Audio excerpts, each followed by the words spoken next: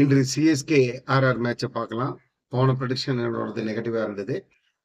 இந்த மேட்சை நம்ம எப்படி பார்க்கலாம் அப்படின்னு சொன்னோம்னா, மேட்சஸை வந்து நம்ம அப்படியே ஒரு ஃபேஸ் டு மேனரா பார்க்கலாம். எந்த டீமா இருந்தாலும் ஃபர்ஸ்ட் ஃபேஸ்ல வந்து 7:30 to 8:30க்குள்ள 3 நம்பர் வந்து நல்லா பெர்ஃபார்ம் பண்ணுவாங்க. அதே மாதிரி 8:30லேருந்து 9:30 அந்த ஃபர்ஸ்ட் ஹாஃப்ல வந்து செகண்ட் வந்து நம்பர் 8 பெர்ஃபார்ம் பண்ணுவாங்க.